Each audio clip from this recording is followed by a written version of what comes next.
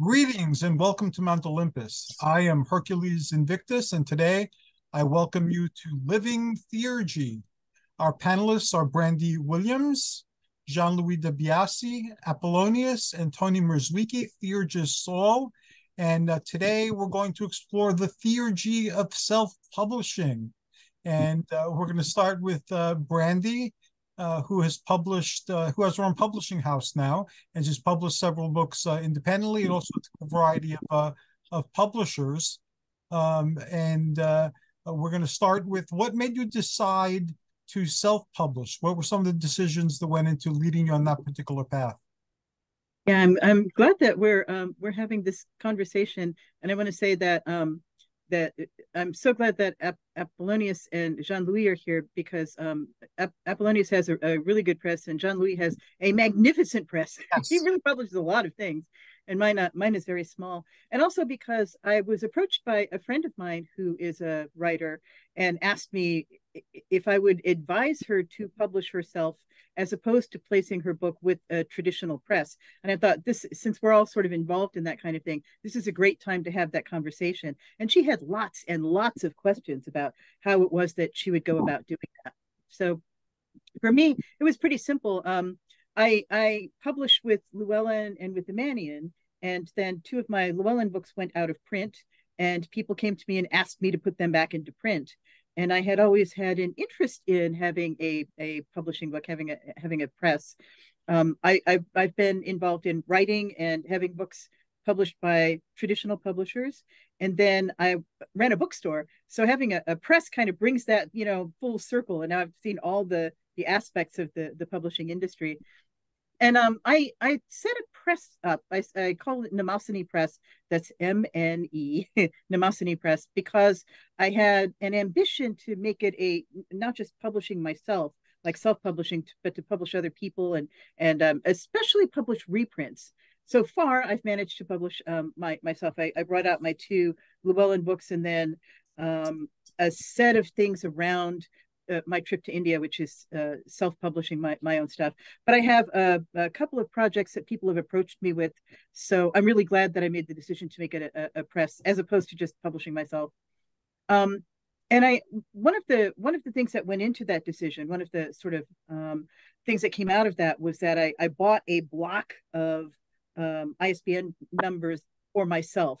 And they use that pretty quickly. So I wanted to mention, if you're interested in doing that, you go with Amazon. They'll give you an ISBN number, and then people will know that it's a book that you were self-publishing because the number tells you that. If you get your own block, it looks like a real press.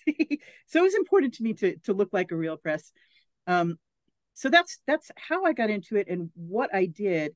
And then I've been listening to Jean-Louis at one point said, "Brandy, I publish more than myself." And I'm like, yeah, I really got to publish something else. and then Apollonius comes up and he's like, every time we talk to him, he's published a new book. So Apollonius has like been very, very productive with this. So I thought this would be a great conversation.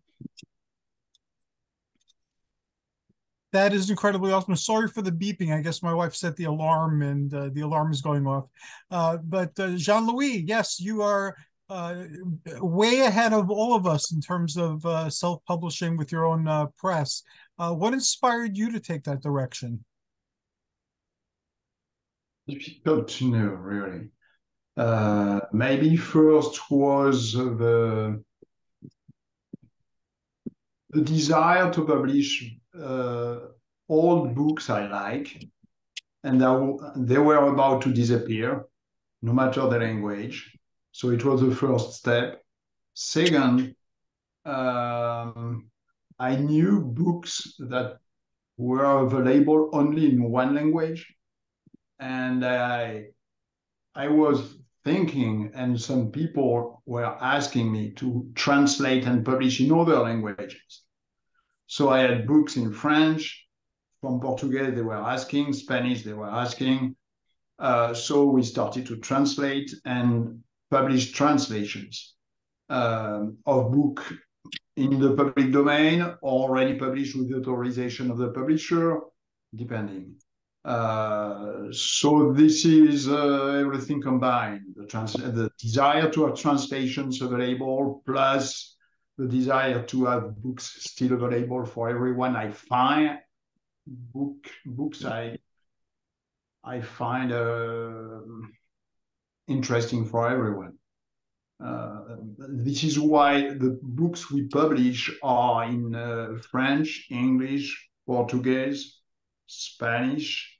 We add in few in Russian, Greek. Not every book, but books are in 3 languages or 2, depending. And I totally agree with Brandy saying the ISBN numbers are a problem, because even first, we have to keep in mind, if this is still the same when I started, when Amazon gives you one, yes, they can give you one, but they own the book in this case. This is not you. They own the book. So after that, this is quite complicated. And this is very different depending the countries. In France, these numbers are free. In Canada, these numbers are free. In the US, they are expensive. So I have been lucky enough to start when I was living in Canada. So my numbers are coming from Canada, which is very good. And we started a few months ago to publish also hardcovers. And what I discovered is hardcovers, the numbers must be different too. So if you have a paperback, okay, fine, you publish an hardcover, not fine, you need a second number different. Kindle books are okay, you can combine with paper book, but hardcover, no, which is money. There is no other explanation, really. So after that, this month, for example, to give you an example, we published 4 titles, 1 in English, 3 in French, and 3 with hardcovers. And there are other books in process. That means before the end of August, we should publish at least 3 more.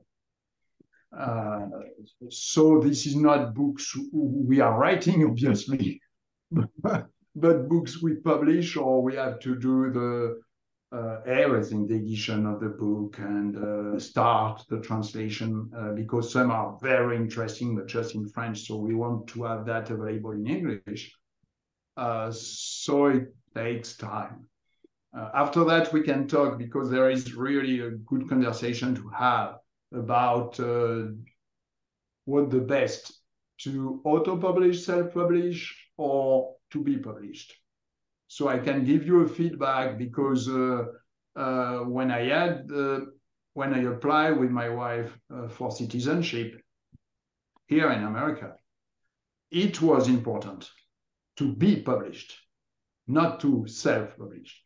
And it was a huge difference. This is not the only thing, but I give you that as an example. I have another example that is we have to take that in mind, but after in the conversation, enough with me. Well, thank you. That was wonderful, and it was very edifying, and inspired some new questions with me. Brandy, you had a question to ask? Jean-Louis, what's the name of your publishing company? Theurgy Publications. Yes. You have the website, I guess. If not, I share it again. Yes, you can. If you send it to me, I'll put it in with the promo, and I'll post it elsewhere as well. Apollonius, what inspired you to take that voyage? Well, excuse me. In some ways, my journey was similar to Brandy's. Excuse me. My Pythagorean Tarot had gone out of print. It was published by Llewellyn, and it had gone out of print in, I think, about 2010. And people kept asking for copies of it. And a lot of the material was on my website, but I had updated different things. And I figured, well, I'll give this self-publishing business a try, and for the Pythagorean Tarot. And I started way back when Amazon had Create Space. And I worked on it for a while. I pretty much had an intact text. and a lot of the formatting done. And then I got diverted on other things, some of the books I've published with Llewellyn. And when I got back to it, Brandy told me, well, it's not CreateSpace anymore. So it had been that long. But anyway, I decided this was going to be a little bit complicated. So I decided to try it out with something simpler. And as you know, I did my translation that I'd already done, by the way, of the Tablet of Kebes. And I had a lot of illustrations in it. And so I did that. And it was short, though. I think like 90 pages or something like that. And but it was complicated because of all of the color pictures. And so that was the first book I self-published. And I learned a lot of stuff in the process of doing that. And then so I went on after that. And so, I have published books at a fairly good clip, but they were all written already, so all I had to do was editing and formatting and stuff like that. So that makes a big difference. I was essentially just doing the publishing, not the writing and the publishing. And so I just counted before we met, and I've done 6 books. And each one, I've done them through Amazon, and we can talk about why, but I've done them through Amazon, and I've done all 3 of them as hardback, paperback, and Kindle. Now, partly that's because of the formatting requirements of the books, lots of illustration. I basically use almost the same PDFs for all 3. Some little slight differences, but pretty much if I can generate from, almost identical text, the same PDFs. So it's been, why not? And I should say,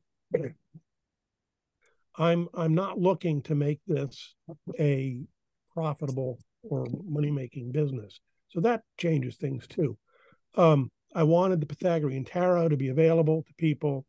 The other books I've done, it was the same kind of thing, either out of print and inaccessible, or they were some of my own writings that I wanted to be in book form.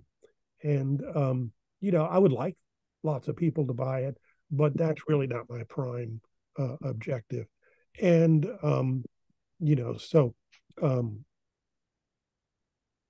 anyway, that's been sort of my motivation. And so to make it available in as many forms as in my life, I've done everything in those 3 formats, and I intend to keep doing that as so far as possible. I have not produced an actual Kindle book that's reflowable, and so that's going to be maybe this next book I'm working on. I may do it in that format, just because that's something I'd like to try as well. It's got some illustrations in it, but not too many. And it might work well in a reflowable format. But the others, I've had to pretty much keep the same page format as the hardbound books, or the hard copy books, I should say, I guess. Thank you very much. Does anybody have any questions to ask Apollonius? What was the format of the ebook? You said reflowable?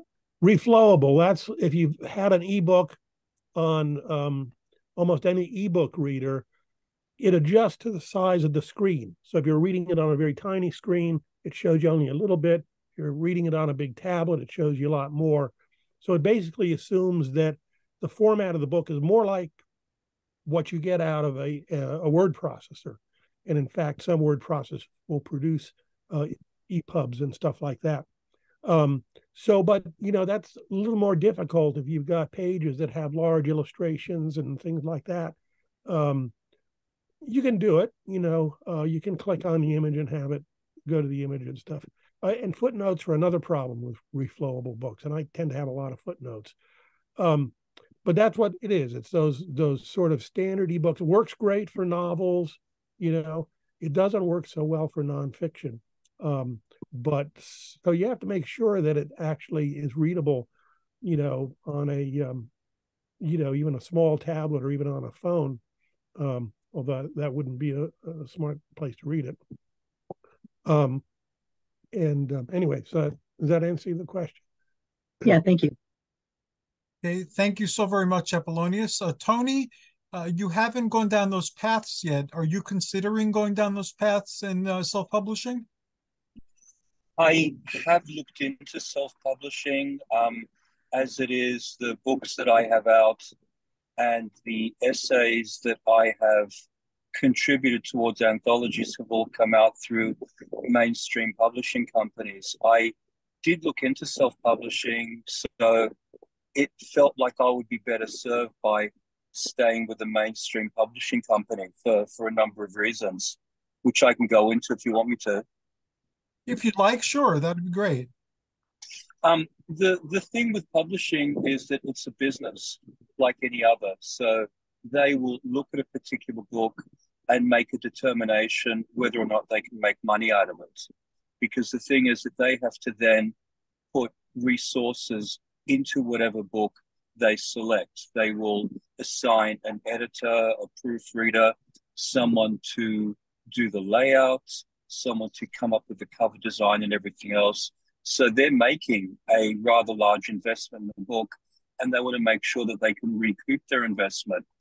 The other advantage that mainstream publishers have is that they have a very large distribution network. So if your book has mainstream or almost mainstream appeal, it will go out to a much larger audience. So I've always looked at self-publishing as being very good for niche type projects. If you have something which is a quality work, but which would only appeal to a very small market, then self-publishing would have to be the way to go. And the other advantage that self-publishing has is that you can charge a lot more money for books and wind up with more money in your pocket. So it can be quite lucrative.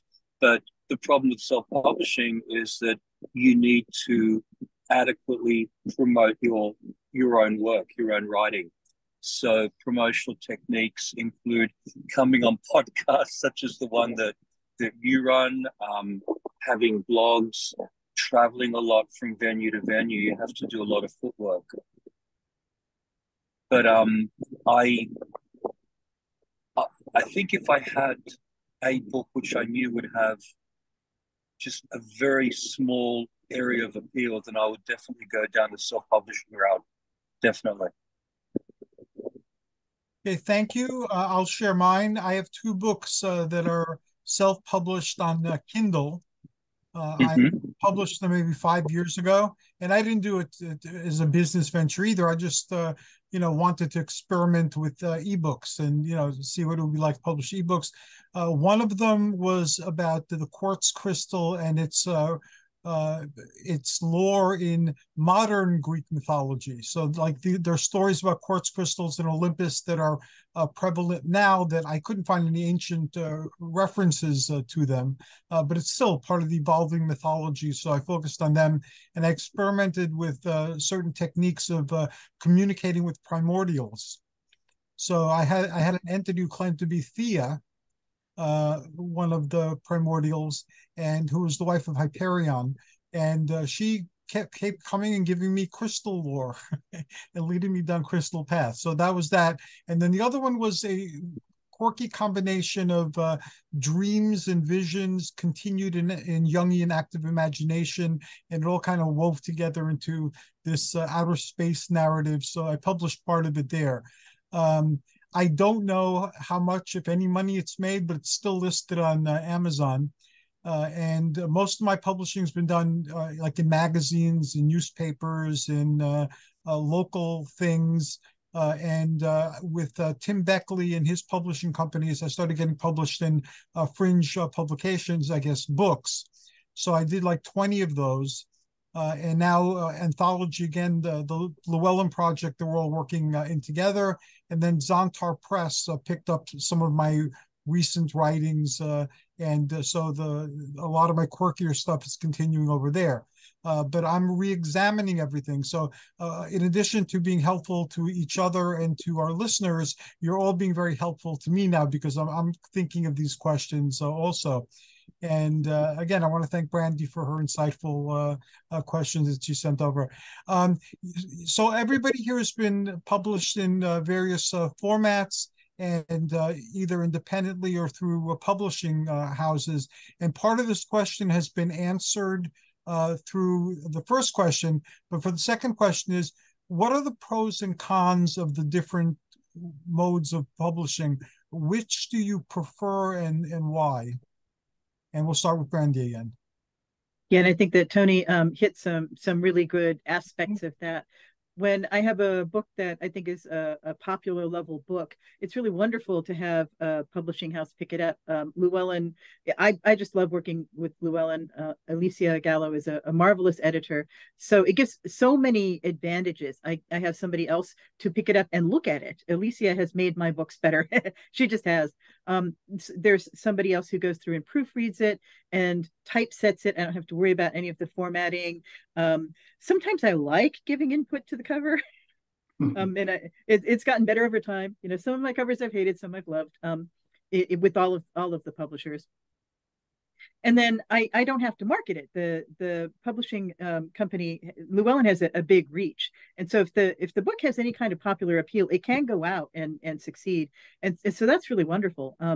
Then Tony was saying there are projects that are niche projects. So when I started Mnemosyne Press, the first thing I did was to republish the books that went out of print with Llewellyn, and then I published 2 ebooks that rolled up into a larger book that was basically a travelogue. The book is Magical Journey to India, but I first issued 2 ebooks that were specifically about 2 places I went, and I put them on Amazon because when I was going, I was looking for any information at all about what happened there, and there was nothing, right? So I said, okay, I wrote these books specifically for my tantric kula, the women who are and men who are studying with my tantric teacher. If you want to go to Kamakya, here's how it works, right? And so it's a very geeky travelogue where I said, okay, here's some historical information, and then here's how it works today, right?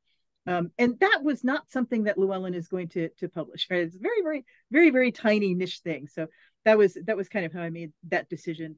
But the advantages of publishing yourself, I mean, first of all, you can upload it to Amazon or Ingram. I also use Ingram, and then order a print copy, and 2 weeks later you have it.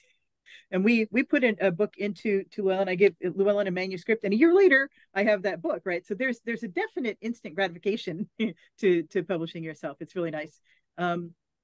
And as Tony said, you keep more of the money. The contract with the traditional publisher will give you a royalty, which is a small percent of what the book brings in. You can keep more of that with the ebooks and print books that you do with the publishing company or self-publishing. And the trade-off there is, but you don't sell nearly as many copies. So Llewellyn books do make me money. And I mean, not, you know, I can travel a little on it, right? It's not a great amount of money, but I don't sell many copies of the other books. So that's definitely the trade-off. And also you have to market yourself, and I'm really bad at prioritizing it. I market my books with Llewellyn. I figure if somebody's going to publish me, I have a responsibility to help them sell the book. So I'll do all this stuff. You know, I do the interviews, and I go to conferences, and I really promote it. When it's my own book, that's down here on the task list, and up here is like, finish the current book that you're writing, you know, so it kind of drops off the to-do list. So I haven't even updated my Mnemosyne Press webpage for the latest book I brought out. So I'm really glad when I can offload that to the publisher. Before we proceed, thank you, Brandy. That was awesome. I'd like to offer some, I guess, assistance with the marketing.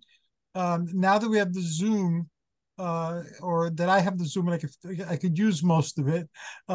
If you guys want to promote any book you've written, whether self-published or published by somebody else, we can arrange for an interview. Tony's interviewed those of you who've written new things. So if anybody here wants to interview somebody else, I don't have to be the one doing the interviewing. But if you want to get interviewed about your latest project, please let us know, and we'll make room for it as quickly as possible. And also, I'd like to start a new series, kind of like on the Library of Alexandria type of thing, because what you're doing is you're bringing back the Library of Alexandria. We'll call it something else. These occult libraries, back in the day when I was growing up, you had to learn of the existence of a book, then you had to actively seek it, then you had to go to antiquarian booksellers and put in an order for it, and it would take lots of time, it would be very expensive, and then you finally get it, and there may be like 3 sentences in there that are useful to you, but you had leads to other books that this person relied on to write theirs, and there was a whole process. And now with the internet and with self-publishing, these books are no longer disappearing, and in fact, old hard-to-get books like the Arbitel, I could do a whole show on my quest to find the Arbitel, but now they're available, and that is a great service to people who are on a spiritual path. So in any way you want to promote your book, we'll work in a timely manner to at least get the word there. You can do whatever you want with the recording, so you can use it for your promotions. You can modify it if you want, whatever. But that is something I'd like to offer, because you guys are awesome and your work's so awesome, and that's something small I can do. So thank you, Brandy. And Jean-Louis, how about you? In all the different formats that you've had with publishing, and in terms of publishing on your own or through other publishers, what are the pros and cons? What are your favorite ways, and why? The first thing I think is to say, and we can do both. There is no issue. This is the magic of everything. If we can be published, this is awesome. This is perfect. So I have been published by 2 or 3 publishing companies in French first, and then I was the first French to be published by Llewellyn, which was great. And I stopped totally to write in the French, just to focus on Llewellyn. What is the best to do? We cannot do, if we self-publish, we cannot do the work they do. They are professional. As Brandy said, everyone, they are professional. This is a huge time-consuming business. You have to think about every details, from the letters, from the cover, every steps are quite complicated. It takes a year or more because this is complicated and because there are a lot of books. But the result is great because they are professional, they do the work. And what I love with Llewellyn, they do not publish everything. They keep the spirit of Carl, and they are focusing on specific kinds of books. So I love to have my books published by Llewellyn just because of that. First, they are professional, but in the same time, they are dedicated and choosing carefully what they want to publish to keep this spirit Carl created. So I like that very much. Then, as I said previously, when you apply for a job, when you apply for citizenship, when you apply for something, now there is a difference between self-published and published author. This is different. If you can say you are a published author, that means you have been recognized by a large company, and as such, this is different. Several years ago, like 8 years or 9 years, I joined the National Writers Union. And it was a selection based on what had been published. The books, the different languages, the interviews, and everything. And then from the National Writers Union, I joined the National League of Journalists. And the selection was even stronger. It was really difficult to join that, to be considered as journalist everywhere in the world. Because of the publishing. And if at this time I have done just self-publishing. Forget about that. This is impossible.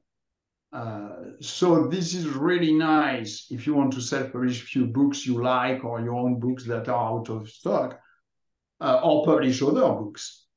But we have to keep in mind that really this is complicated to do, time-consuming, and in the same time exciting. Brandy said that you can receive the book very fast. And I give you an example why this is complicated. 2 examples. First, I had a friend who lives in Utah and Nevada. He was writing novels. And he decided to say, oh, I can do everything because I am the best and my novels are excellent. And so they will sell. And doesn't matter the cover. This is just the book. Forget about that. So he had a very bad cover and no sale at all, nothing. Because yes, you sell a book because of the cover first. And we can think as a writer that the most important are the pages and the book and the message and so on. Forget about that. When you check them, most of the time, the readers are looking at the cover and then going forward and so on. Not everyone, but the mass, yes. So this is really important to have someone who can do an illustration, a real illustrator that can make a real cover, or to have advices on the cover. I did a lot and I love to do that, but I had an illustrator I know very well who advised me in the past weeks. And I discovered that I was still doing basic mistakes. So I improved a little bit again, and we learn a lot. The last book I published, not from me, but from someone else, everything was good. Finally, after maybe 10 attempts, the cover was okay. Today, I received the book. I opened that, and on the side of the book, it was a mistake on the title. An illustrator. So before our conversation, I had to again correct the cover, maybe for the 10 times. So yeah, this is exciting, but in the same time, this is not always easy because we have to combine on our computer every format, every aspect of what Llewellyn is doing. The edition, the translation, the correction, the cover, the back cover, the text, and the promotion. So we have to be dedicated, but this is exciting at the same time. So to conclude, we can do both. This is the best, if we can. Yes. Thank you so much. Does anybody have a question to ask Jean-Louis? Okay, so we'll move on to Apollonius. Apollonius, how about you? Of the many ways that you've been published, do you have any preferences? And sorry again.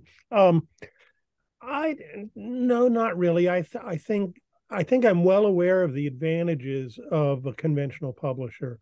You know, as the rest of you have said, working with Llewellyn is really a joy in many ways because they're such a professional outfit.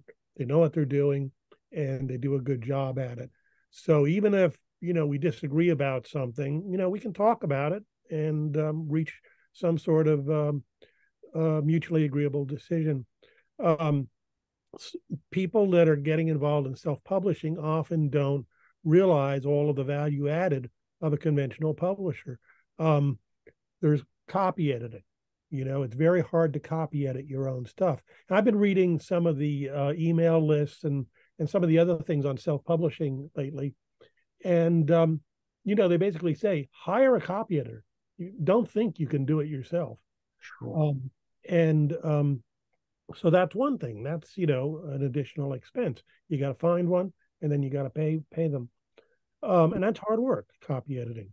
Content editing has been very important for me with my Llewellyn books. You know, Alicia will say, you know, wait a minute, why are you talking about this? does the reader really want to know about this? So I've either got to take it out, or I've got to put in some explanation of why this is something you want to know. Rearranging sometimes you order the book to make it more accessible to people. So that content editing is also something that's very hard to do yourself, because you've got in your head what needs to be there. You enjoy talking about your stuff, so of course you're going to put in probably more than is necessary, and other things you're going to think are blatantly obvious, and so you're not going to put them in. So it's good to have another set of eyes that are looking at the content. Let's see, I made a list here. Book design, is another important thing. Now, what I have done in self-publishing is Amazon does have some templates, which helps with sort of the basic stuff for various book page sizes, margins, and some font stuff and so forth. And I use them. They save me from having to think about those issues. But I look at books I like, recently published, because you want sort of a contemporary design. So I look at professionally published books for maybe 5 years old or something, and I learn from it. I learn what should be there, where it should be, how the pages should look, and things like that. Now, again, these are all things that if you work with a publisher, they're going to do that, but it has pros and cons. I had a book published by an academic book publisher, and it was about programming. And they picked this really nifty looking font that happened to make ones and I's look almost identical. And that makes a big difference if you're programming. Yes. And so you couldn't even properly proofread it because of this font choice. Now, that's what happens when you have somebody that's doing the book design that doesn't understand the content of the book. So it works both ways. And John Louis talked about the misspelling on the book spine. Again, well-regarded academic publisher. I had page proofs delivered where my name was misspelled on the cover. All of the rest of it was great, but somebody else had done the title page, I suppose, and they misspelled my name. So it was, ready to go into production, and they had to fix that. So, again, now this is not, some little publisher operating out of their basement. These are, some of the most highly respected academic publishers. So that is another issue. I call it curating or prestige. Traditionally, self-published books were, the implication was if you're self-publishing this book, you couldn't get any proper publisher to take it. And I mean, we know all sorts of stories of authors that have, tried dozens of publishers, couldn't get any of them to look at, and finally self-published, and then it became a major bestseller. But that's rare. But there is some credibility you get certainly from a regular publisher. So one of the things I think about is this a book that a conventional publisher would want to publish? And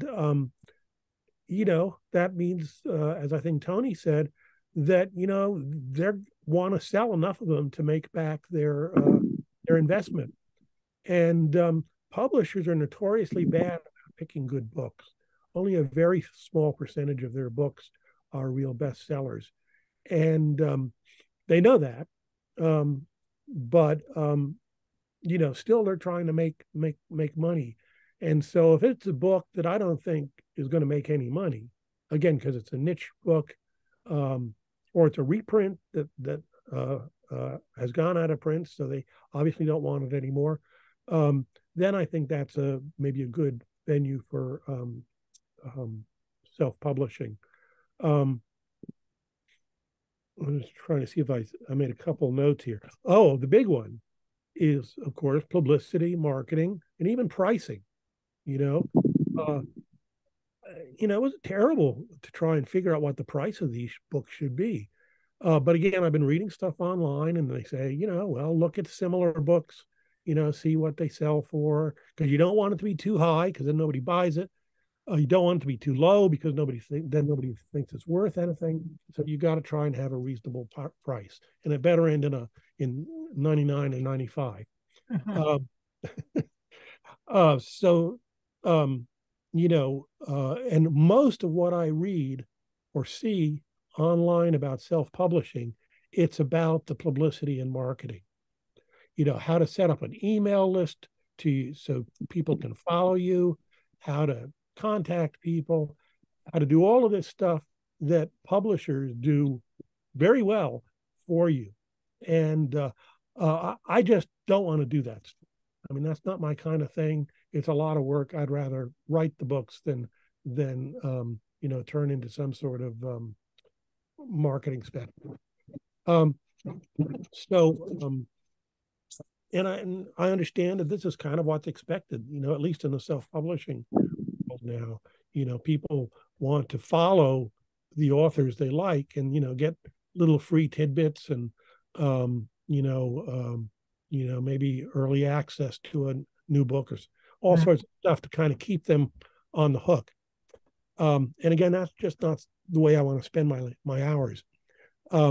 But so that's something else to consider is, do you really, for your marketing goals, do you want to put in the time and expertise that's required? And it does take expertise. It's not something that an author typically knows. Like I said, for my books that I've self-published, I'm not particularly trying to sell a lot of them. So they sell at a small rate. That's fine. I figure they're getting to the slowly, perhaps, but they're getting to the people that want them. And that's fine. Mostly I just wanted to keep them available.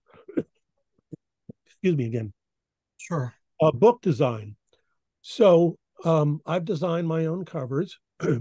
Amazon provides some templates for the book covers. I've augmented them with images on my own. I think I'm fairly good with image processing software. And so I've been able to combine one of their covers with some additional unique material to the book. But, something that I would have never thought of, but again, I discovered reading some of this self-publishing information is you want your book cover to look good in those tiny little thumbnails that you see on the Amazon page. So, a cover that I might think is beautiful, when you're looking at the real thing, is not going to attract attention, for an online book sales. So, again, you expect the publisher to be able to do that. So, my intention is to continue using both traditional publishers, especially for the books that I hope reach a wider audience, and self-publishing for, they used to call self-publishing a vanity press, right? Yes. Paid a couple $1,000 or more, a lot more perhaps, and got a couple thousand copies of your book, and then it was up to you to do something with them. So there is still a vanity aspect to this, I think, that you've got material, it's lost on the web, or you don't want it to just disappear, and so you make it available as a print-on-demand book. And I think that's there's some value in that.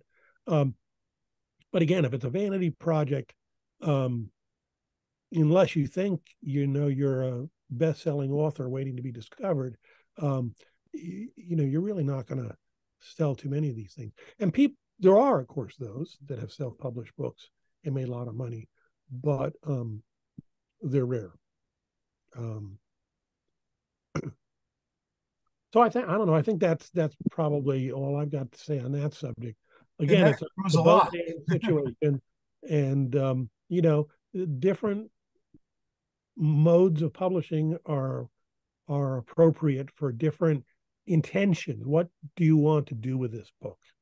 Where do you want to see it go? Thank you so very much. As always, you provided us with a plethora of information, and thank you so very much. Does anybody have any questions they'd like to ask Apollonius? Okay, we're going to proceed to Tony. Tony, from the avenues of publication that you're familiar with, and in addition to Llewellyn and the other publisher through which you publish books, you also publish a blog fairly often, and I'm sure you've written for the magazines and things like that. Which do you prefer and why? Well, I used to write for a number of magazines, but most of those magazines were only available in Australia. I did write a couple of articles for New Dawn magazine, which is Australia-based, but actually is available in this country as well. I enjoy the rapidness of writing a blog for Patheos because as others have pointed out, as Brandy pointed out, you write an article and bang, it's there straight away. It's like that when you self-publish. So you can have your book in your hand within a few days as opposed to waiting for a full year. And just commenting on what the previous speakers have said, Apollonius gave an absolutely brilliant summary of the pros and cons of going with traditional publishing versus self-publishing. And then talking about what Brandy said, I also have a great debt to Alicia. I had Alicia championing my project, and I don't think it's an exaggeration to say if I hadn't had her support, the book wouldn't have come out, because she battled to get the book out. And also echoing what Jean-Louis and Apollonius said, Llewellyn really are a class act. Yes. They have excellent, competent staff. They do a really good job, and you wind up with a quality product. The only thing that Apollonius didn't point out that I would like to point out is that when you're working with a company like Llewellyn, they will tell you what they think is appropriate, what's not appropriate. So you do have to change things. You have far more flexibility if you are self-publishing. So I think that's a very important point to note. You have so much freedom if you're self-published. You can write exactly what you want to write, and you don't have to listen to what anyone else has to say. Thank you very much, Tony, and thank you. I like the way you look with the Kabbalah worlds behind you. It looks really awesome. Thank you. I appreciate it. We're parked outside of Morongo Casino, so that's why there's a bit of traffic noise. And, we're basically on the road. I'm taking advantage of their Wi-Fi. So I've got a little bit of sun coming in, wind through my hair, and tree of life behind me. Life doesn't get me better. And you look like Flash Gordon in the science fiction. I'll take that as a compliment. It is a compliment. Unfortunately, now we're approaching, we have around 10 more minutes. I know you guys have busy schedules, and I don't know if you could stay a little bit after. I'm willing to stay if you want to continue talking. If not, I'll let you know when it's 10 o'clock. So let's get the contact information on the path. And also, again, I would like to schedule with each of you at your convenience a walkthrough of the books you currently have published, not only with your own presses, but with other publishers. And I'll think of a catchy title, or I'm open to catchy titles if you guys think about it, but something like Library of Alexandria type, the Library of Hermes, or anyway, we'll play with that. But Brandy, how can people find you, contact you, and enter your world? I will, and if I can add one thing, as I was listening to Apollonius, we covered a lot of territory, but I just want to mention that we talked about subcontracting some of the work around having a publishing company, and I think that that's a really good idea. The reason that Mnemosyne Press finally got off the ground was that I subcontracted with a Upwork contractor, Ryan Forbes, who has his own press, and he publishes a lot of stuff. So the contract was called Questions About Self-Publishing. And so he's my secret weapon. He's got a lot more experience than I do, and he's not incredibly expensive. So he formats my books. He gives them the covers. He helps me write the material, like the back cover material, and helps me to figure out how to upload it. So that's an option. And Upwork is a great, it's one of the job sites, but just subcontracting that is fine. And then also having support. So all of you have read my material before it went to print and gave me feedback about it. And so this is what's great about having a group of friends like this. We can read each other's stuff and say, here you're not being so clear. So I really appreciate that. And that's a thing. If you're going to publish your own stuff, you really do need to have other people who are giving you input on it before you upload the file to Amazon or Ingram.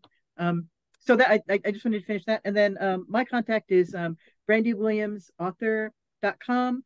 Brandy Williams, author on Instagram. I have a Pathos blog called Star and Snake, and I am going to be before our next meeting, I'm going to be presenting at the Sisterhood of Avalon Ninefold Conference on September 16 and 17. I'm doing the magic of trees.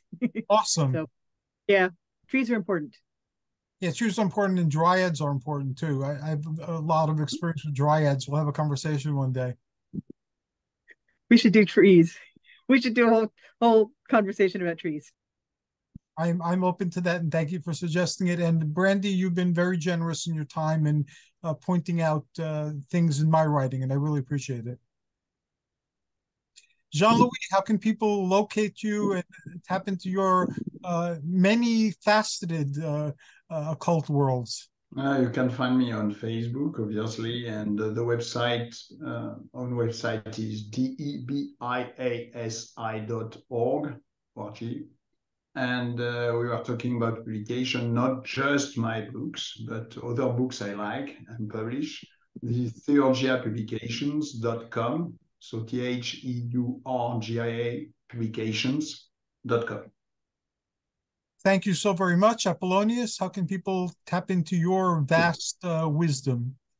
I have two websites, opsopaus.com, opsopaus.com, and that has information about both my Llewellyn published books, and it has a link to Pythagorean Pentagram Press, which is my self-published books. And so you can find out about them and contact me through that website. The other website is wisdomofhypatia.com, and Wisdom of Hypatia is all one word. And you can find me on Facebook as well, John Opsopaus. And those websites lead to your earlier and the classic websites as well. Yes, it's all linked out to all of the old stuff back into the 90s. So, it's all there. By the way, let me say, Tony made me think of this. This book I'm working on now is articles I published in Circle Network News in the 1990s wow. and the early 2000s. That isn't published anymore. So that stuff, is gone. I don't think there are any archive. Maybe there are, but it's basically inaccessible. So that's another reason to self-publish, is to keep some stuff that would otherwise vanish in available. Yeah, I remember those days. Selena recently attended one of my online classes. So Great. Thank you so very much. And Tony, you have a very unique take on things, and you are very well researched in all of your works. Where can people go to find them? Thanks for your kind words. Easiest way to find me is on Facebook, either my personal page or my author page. And I also have a blog on Pathos called Holistic Spirituality, just as Brandy has her Pathos blog called The Star and the Snake. Further to what Apollonius was saying, my first book came out through Imanian Press. And the way Imanian Press came about was it was founded by a science fiction writer called Storm Constantine. And like Apollonius, she was concerned with some of her large body of work going out of print. She wanted to keep it in print forever. So she started off her own publishing company and managed to have every single book she'd ever written in print available for everyone. And then she wound up taking on projects from other people. So if someone else wanted to have a book come out, she would take them on. So with the nonfiction stuff that she was doing, it was basically stuff that had an unusual bent. So basically non-Wiccan stuff. So it could be ceremonial magic, could be anything so long as it wasn't Wicca. Yeah, your book that you published with them, the Greco-Egyptian Magic, is a classic. It's a wonderful. Thank you. I appreciate your kind words. I feel very lucky that they picked up the book and put it out. The other thing I should point out is if someone is shopping for a mainstream publisher, different publishers offer different advantages. So some publishers have a wider distribution network than others. Some pay you more in terms of royalty than others.